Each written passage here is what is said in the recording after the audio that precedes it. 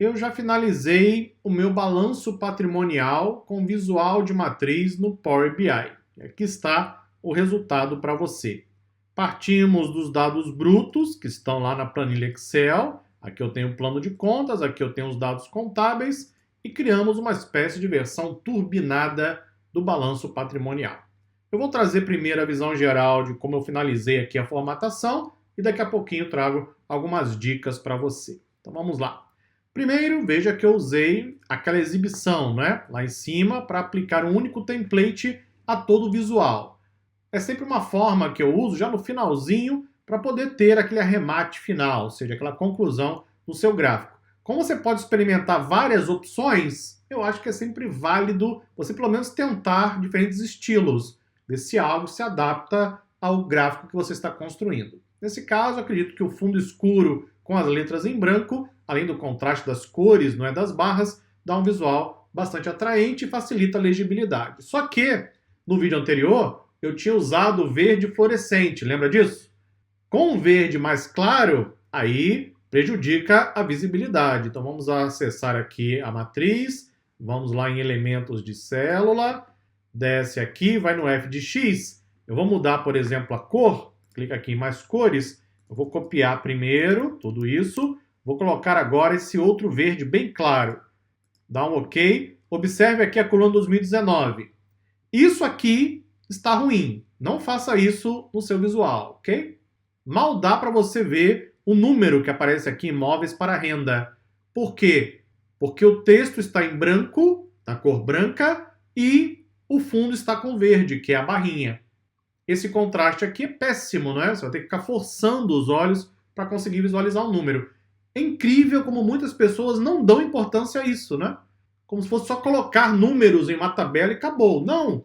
Sua audiência precisa ver os valores. Isso aqui é uma ferramenta de análise, no final das contas. Então, da forma como está o contraste aqui, está ruim. Tem que mudar essa organização de cores. Eu, então, por isso, coloquei um verde um pouco mais escuro, depois que eu usei primeiro a exibição para mudar o estilo. Então, vou retornar aqui para o que estava, perfeito, clique em OK, agora sim.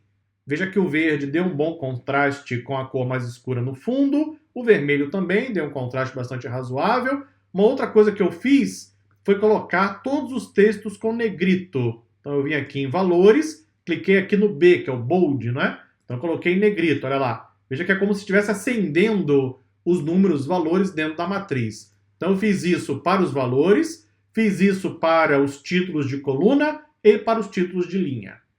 E aí deu uma aparência bem mais forte, não é, ao nosso balanço patrimonial. O restante, basicamente, já tinha feito os ajustes junto com você durante as aulas. E assim, concluímos o Lab 3. Bom, algumas dicas importantes aqui para você.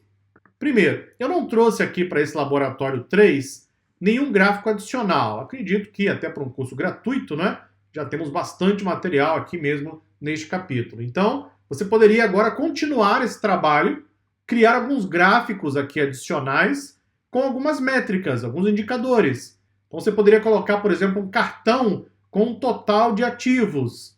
Eventualmente um gráfico de barras mostrando o total de ativos por ano. Você poderia, por exemplo, criar algumas medidas para calcular os totais de acordo com o tipo de ativo, circulante, não circulante. Como eu tenho essa hierarquia toda em linhas, então o ideal nesse caso seria criar medidas, que eu já ensinei para você aí em capítulos anteriores. Teremos também um pouco mais de material sobre como criar medidas com DAX aqui mesmo neste capítulo. Portanto, você já poderia praticar um pouco isso, expandindo esse dashboard e criando gráficos complementares, por exemplo. Outra alternativa, você poderia criar outras páginas aqui embaixo com resumos de análise desse balanço patrimonial, o que talvez você seja solicitado, não é, no dia a dia. Então, crie aqui embaixo outras páginas com diferentes relatórios, mostrando, por exemplo, a diferença de ativo circulante de um ano para outro, o percentual de aumento ou diminuição de um ano para outro. Você pode transformar esse lab aqui no número 3 em um trabalho de análise ainda mais completo, praticando um pouco daquilo que você já estudou comigo ao longo do curso. Outro desafio, também você pode tentar aqui para esse laboratório, é o seguinte. Eu criei um tipo de relatório contábil, que é o balanço patrimonial. Só que existem outros relatórios. Você poderia criar, por exemplo, o fluxo de caixa, poderia criar aqui um painel específico para lucro e prejuízo, um outro tipo de relatório contábil. Você poderia criar um relatório para demonstrativo do exercício, entre outras possibilidades. Ah, mas eu não sei criar um relatório. Ué, não sabe, aprende, né? Só pesquisar, corre atrás, pesquisa, lê um livro, pergunta a alguém, fala com alguém que eventualmente trabalha com ciências contábeis na sua empresa, prepara um esboço de um relatório contábil, pede para um contador validar para você, alguém que você conheça na empresa, etc.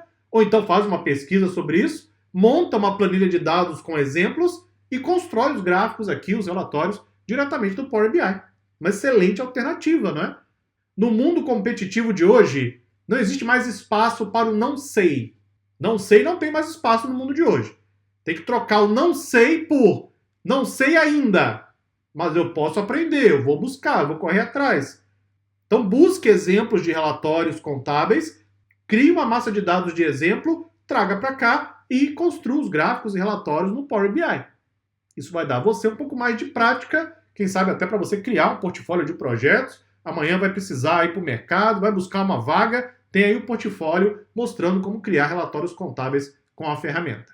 Você ainda pode complementar com outros gráficos, concluir com mais análises e até mesmo, por que não, unir esse laboratório com projetos dos capítulos anteriores, criando uma grande plataforma de análise completa para uma empresa. Pois bem, concluímos o Lab 3, concluímos o capítulo 9. Inacreditavelmente, ainda não chegamos na metade do curso. Não é incrível? Eu concordo com você, também acho. É incrível. No próximo capítulo, que é o capítulo 10, eu vou trazer a última área de negócio nessa primeira parte do curso, e aí sim teremos alcançado a metade do treinamento. No próximo capítulo, vamos trabalhar com dados do mercado de ações. Aí eu vou finalizar essa primeira parte do curso e continuaremos na segunda parte trabalhando com temas mais avançados.